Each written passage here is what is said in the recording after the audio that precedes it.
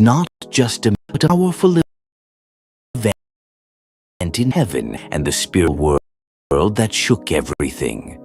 What if, while the world and the disciples here, heaven and the grave itself were shaken? Tonight, we are not retelling a familiar story. Tonight, we are uncovering what really happened when Jesus rose from the dead. Before we go any further, subscribe to Legends of the Scriptures, like this video, and share it, because this mystery goes deeper than most people have ever dared to explore. Now, let us return to the darkest moment in human history. Jesus hangs on the cross. The sky turns black in the middle of the day. The sun refuses to shine.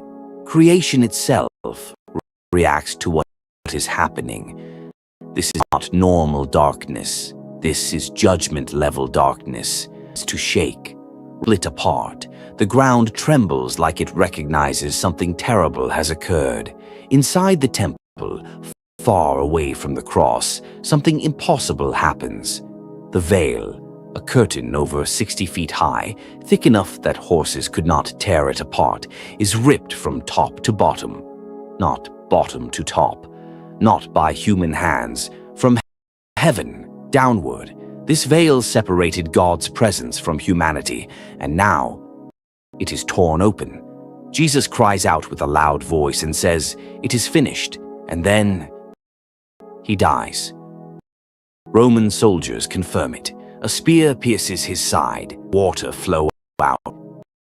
This is not symbolism. This is death. The Son of God is lifeless. His followers scatter. Fear takes over. Hope collapses. They believed he would reign. They believed he would conquer. Instead, wrapped in linen and laid in a tomb, a heavy stone is rolled into place. Roman guards, trained killers, are stationed to secure the grave. A seal is placed. To the world, this is the final word. Jesus is finished. But heaven is not finished. Because while his body rests in the tomb, the story does not stop. And this is where the mystery truly begins. Scripture tells us something most sermons skip over. Jesus did not remain inactive in death. The Apostle Peter reveals something shocking. He says that Jesus went and preached to the spirits in prison. Stop. Spirits in prison. Who are they? Where is this prison? And why would Jesus go there? This was not a mission of salvation. This was a mission of declaration, a proclamation, a victory announcement. These spirits are believed to be ancient rebellious beings, fallen angels, locked away since the days before the flood. Beings that once tried to destroy and through humanity. They thought the cross was their victory. They thought killing Jesus ended everything. But the same Jesus they mocked, the same Jesus they influenced men to crucify, now stands before them, not suffering, but triumphant. Imagine the terror, the realization, the truth crashing down on them. They lost. The cross was not defeat. It was the trap. And while this declaration spirit realm, earth remains quiet. The tomb is still sealed. Saturday passes. Hope seems gone. But early Sunday morning, everything changes. Before we go, take a moment to Legends. This channel exists to uncover most people skip. Part of this story will change how you action forever. The cross is empty. The body of Jesus lies motionless in the tomb. But death does not mean silence, because according to Scripture, something extraordinary is unfolding beyond human sight. To understand this mystery, we must first ask a dangerous question, one many avoid. Where did Jesus go when he died? himself gave us clues long before the crucifixion. He said, "Just as Jonah was 3 days and 3 nights in the belly of the great fish, so will the Son of Man be 3 days and 3 nights in the heart of the earth." Not heaven, not the tomb, the heart of the earth. In Judas, Sheol, the realm of the dead, a shadowy domain where souls awaited judgment, separated into regions of comfort and torment. Jesus did not ascend. The Apostle Paul confirms this when he writes, "He descended into the lower parts of the earth." This descent was not weakness, it was authority. No human had ever entered death and returned victorious. Now the realm of the dead, unchanged for souls waiting, reigning, hope distant. Then suddenly, light enters the darkness.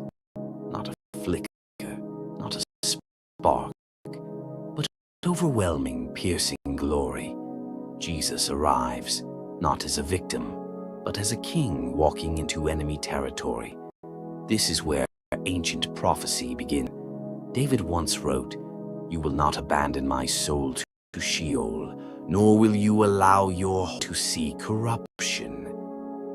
This moment was always planned. Jesus enters the realm of the dead, carrying something no one else had ever brought there: life. But it was not only, it was to confront. Scripture tells us he went to proclaim something, not to negotiate, not to suffer further. This proclamation echoes like thunder through the spirit realm. Death has been defeated. Sin has been paid for. The authority of darkness is gone. But there is more. Jesus speaks of a place called Abraham's bosom, a realm of comfort where the redemption. Those who died in faith, Abraham, Moses, David, had not yet entered heaven. Why? Because sin had not yet been fully paid. Until now. Imagine their astonishment. They had trusted God's promise without seeing its fulfillment. And now, here he is, the Messiah, standing before them, the one they longed for. Jesus announces that the wait is over, redemption is complete. The door is about to open. Meanwhile, on the realm of the dead, darkness trembles, becoming unthinkable. Jesus bound by death. Death is realizing it cannot hold him. And then comes the turning point. The moment shifts, the moment authority changes hands. Scripture tells Jesus disarmed the powers and principalities. That word, disarmed, means stripped of weapons, stripped of authority, stripped of legal power. The enemy believed the cross was checkmate, but it was the trap, because sin, the enemy's greatest weapon, has been paid for, and without sin, death has no claim. Hell has no hope. The clock is ticking now. The third day is approaching, and heaven is preparing to respond. Because resurrection is not just revival, it is invasion. Soon an angel will descend. An earthquake will shake the ground. The stone will be rolled away, and death itself will be exposed as powerless. But before that happens, something else must occur. Something so shocking that even today many believers overlook it. Because when Jesus rises, he will not rise alone. This part of the story is opening your eyes. Hit the like. It helps this message reach others who are truth. And do you believe descended into the realm? Now let's continue. There are moments in Scripture that feel like whisper, not because they are unimportant, but because they are too powerful to be explained casually. This is one of them. The apostle writes a single sentence that opens a door into one of the darkest and most mysterious realm. He says that Jesus, being put to death in the flesh but made the spirit, went in to the spirits in prison. Read that again. In prison. This was not poetry. This was an event, and it forces us to ask a terrifying question. Who are these spirits? And why are they Peter gives us a clue. He says these spirits were disobedient in the days of Noah, but long before Moses, long before the law. In Genesis we read a controversial account. The sons of God, daughters of men, were beautiful, and they took them as wives.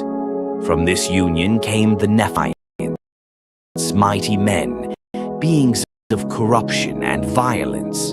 The earth became filled with wickedness, human sin, but spiritual rebellion.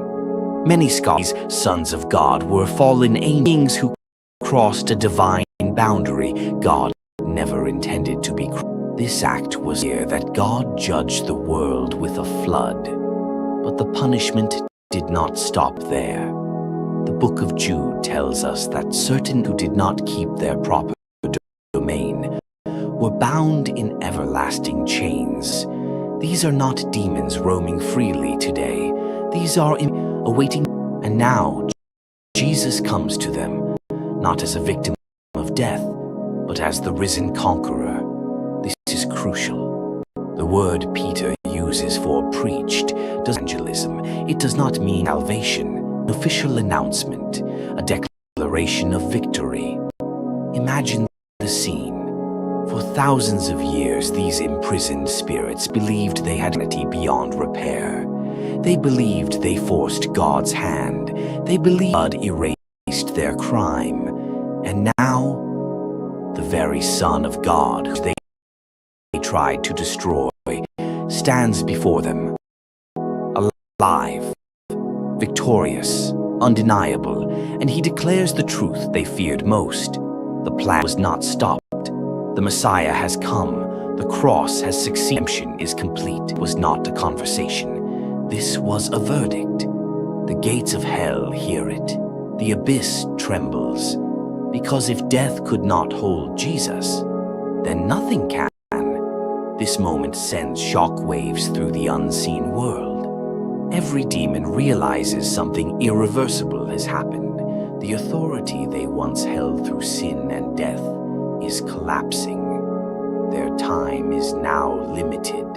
Their defeat is certain. This is why Scripture later says that when Jesus rose, he led captivity captive. Those once held are about to be freed. Those who waited in hope are about to ascend. But there is another layer to this mystery, because while declaration is happening in the spirit realm, something strange is about to happen on earth. Something so shocking that even many believers skip over it when reading the gospel accounts, because resurrection power doesn't just affect Jesus. It spills over, it overflows, it breaks boundaries. Next moment, graves begin to open, metaphorically, literally. Don't go anywhere, because what happens next is one of the most ignored events in the Bible.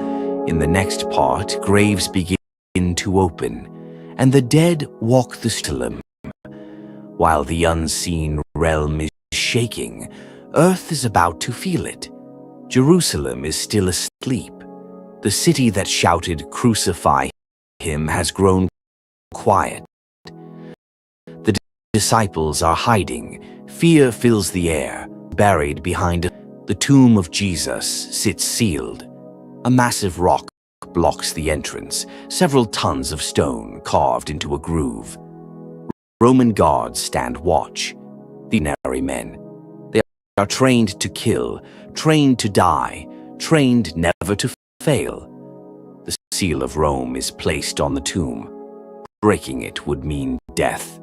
Everything about this scene says one thing.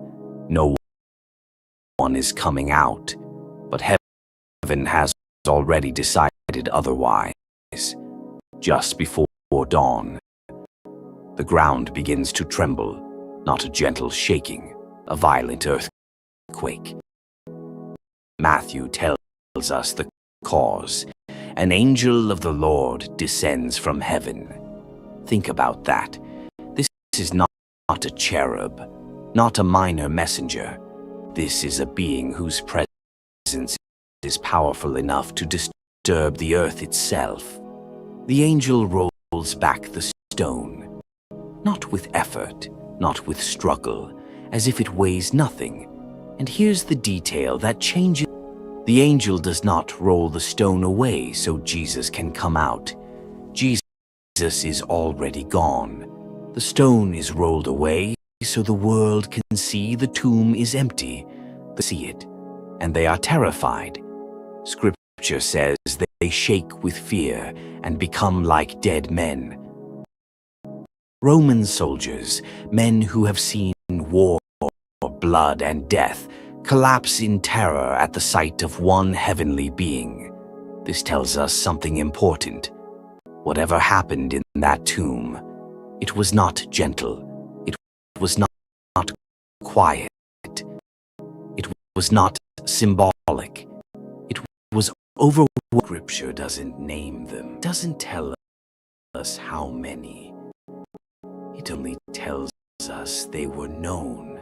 They appeared to many in Jerusalem, which means people recognized them. Imagine walking through the city and suddenly seeing someone you buried years ago. A prophet, a righteous elder, a faithful servant of God, alive, standing before you, speaking. This wasn't chaos. It wasn't a zombie scene. It was a sign, a message written in flesh and bone. God was saying, this is what resurrection looks like. It did not rise instead of Jesus. They rose because of him. They were evidence that death's authority had been broken permanently yet, but decisively.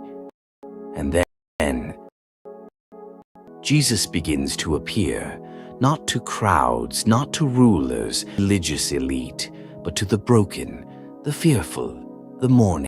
The first person to see the risen Christ is Mary Magdalene, a woman once tormented by darkness. She stands outside the tomb weeping. Her grief is so deep she doesn't even recognize him when he speaks. She thinks he is the gardener. Let that sink in. The risen Lord of glory, mistaken for a god, until he says one word. And in that moment, recognition floods in. Why didn't she recognize him at first? Because resurrection changes things. Jesus is the same, but not the same. His voice is familiar, his presence is overwhelming, yet his form is This pattern repeats. Two disciples walk on the road to Emmaus. They talk with Jesus they listen to him explain the scriptures, Moses, the prophets, the Messiah, and still they do not recognize him. Not until he breaks. Then their eyes are opened, and instantly he vanishes.